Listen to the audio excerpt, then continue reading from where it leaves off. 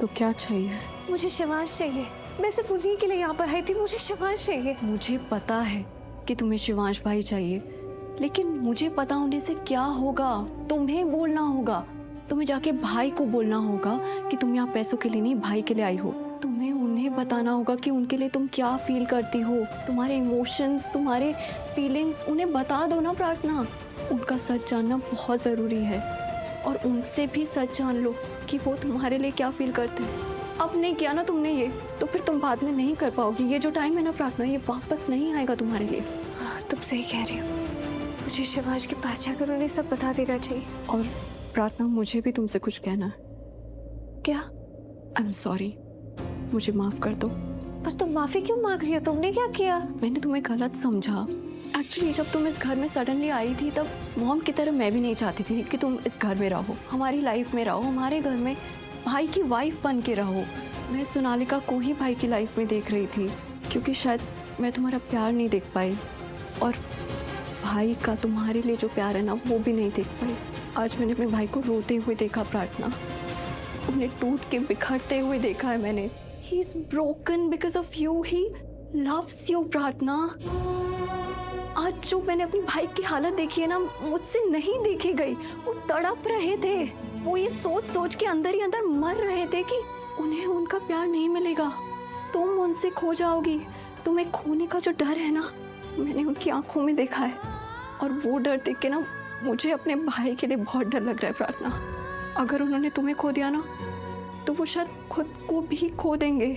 अगर भाई ने तुम्हें खो दिया ना, तो मुझे डर है कि वो अपनी सांसें भी खो दे। नहीं, ऐसा कुछ भी नहीं होगा। वो मुझे नहीं खोएंगे। मैं उन्हें छोड़कर कभी नहीं जाऊंगी। उनकी सांसें तो मुझसे जुड़ी है, मेरी सांसें उनसे जुड़ी है। वो मेरी सांसों में समाये हैं, मेरे दिल में धड़कते हैं। मेरी ये जिंदगी अब उनकी, अब वो मेरी जिंदगी बन गए हैं। मैं उन्हें छोड़ दूंगी मतलब मैं अपनी जिंदगी छोड़ दूंगी? नहीं, ऐसा नहीं होगा। मैं उन्हें छोड़कर कभी नहीं जाऊंगी।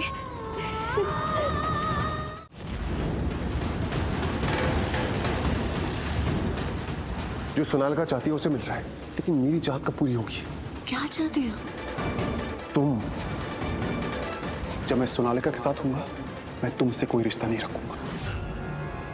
जब मेरी शादी उससे हो जाएगी, तो मैं तुम्हें भूल जाऊंगा। मैं तुम्हें नजर उठा के भी नहीं देखूंगा।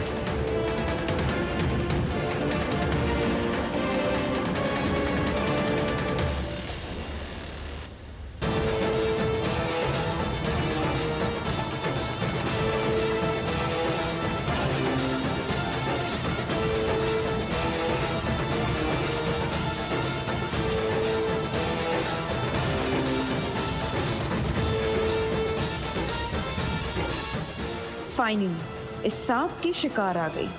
गो स्नेक एंड डू योर शिकार। जाओ, डस लो, इसकी कहानी खत्म कर दो। Good job Sonalika. अब गया सांप प्रार्थना के रूम में। ये न्यूज़ जाकर बुआमा को देती हूँ। Really? यस बुआमा, मैंने सांप को प्रार्थना के रूम में छोड़ दिया। और प्रार्थना को पता नहीं चला? नहीं। My work is also done. मैंने शिवांश से कह दिया कि वो तुम्हारे रूम में आ जाए, तुम्हारे पास रहे आके। वो बस आता ही होगा और फिर कहीं नहीं जाएगा, तुम्हारे पास ही रुकेगा, किसी और के पास नहीं जाएगा, और किसी को हम पे शक भी नहीं होगा। आज रात हमारी लाइफ का सबसे बड़ा कांटा सांप के काटने से कट जाएगा। यस बुआमा, yes. Tonight is very, very big for us. It's great. Shivansh मेरा हो जाएगा, सिर्फ और सिर्फ मेरा। एक मिनट, किसे फोन लगा रही हो? शिवांश को कॉल कर रही हूँ, वो अभी तक आया नहीं ना। नहीं, बिल्कुल मत करो ऐसा। देखो, पहले मैंने उसे बुलाया, अब तुम फोन करके उसे बुलाओगी। और जो प्रार्थना के साथ होने वाला है, वो होने के बाद कहीं शिवांश को ऐसा ना लगे कि हम दोनों उसे बार बार क्यों फोर्स कर रहे थे आने के लिए, कहीं उसे हम पे शक ना हो जाए। तो अब तुम कुछ मत करो सोनालिका, उस सांप को अपना काम करने दो। Yes बुआमा।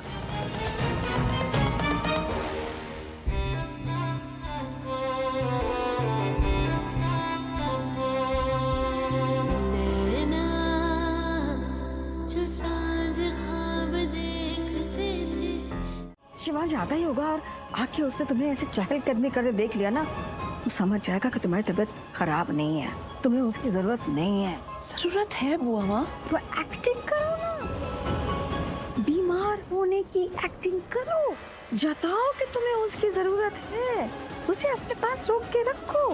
Please lie on the bed. समझती क्यों नहीं हो इतनी सी बात बेटा? क्योंकि मुझे समझ में नहीं आ रहा है बुआ माँ। I mean, आप खुद बताओ ना, उसे इतनी देर कैसे लग सकती है? आपने बोला वो आ रहा है ना, पर एक कमरे से दूसरे कमरे में तो आना था, तो फिर इतना टाइम कैसे लग गया? थोड़ा सा पेशेंस रखो बेटा, उसने बोला है आएगा तो वो जरूर आएगा, ट्रस्ट हिम ना। बुआ माँ, जब तक शिवांश आ नहीं रहा है, हम एक बार जाके देख ले कि सांप ने प्रार्थना को काटा है कि नहीं। शट अप, मुंह बंद एकदम। सांप ने प्रार्थना को काटा है, काटने वाला है या काट लिया है, जो भी है, जब सांप काटेगा ना तो उसका हो जाएगा टाइटाइफस। फिलहाल तुम तो ऐसा कोई कदम मत उठाओ कि शक की सुई हमारी तरफ आ जाए। लेकिन आपने सोचा कि हम सांप का क्या करेंगे? मतलब वो सांप जब प्रार्थना को काट लेगा, उसके बाद हम सांप का क्या करेंगे? I mean, उसे हम ऐसे तो छोड़ नहीं सकते ना, हमने तो उसके बारे में कुछ सोचा ही नहीं, क्योंकि वो तो फिर पूरे घर में घूमते रहेगा ना, और किसी के रूम में चला गया और किसी को काट लिया तो? ऐसे कैसे काट लेगा? क्यों नहीं काटेगा? अगर सांप किसी और के रूम में चला गया तो हम सांप को उस प्रार्थना के रूम में ही अटका के रख देंगे ना। हम कुछ करेंगे कि सांप उस कमरे से बाहर ही नहीं निकले। अच्छा, मतलब हम सांप के कान में जाके बोलेंगे कि अभी तुम्हारा काम हो गया, तुम चले जाओ यहाँ से। मुझे इडियट समझ रखा है, दिमाग नहीं है मेरे पास।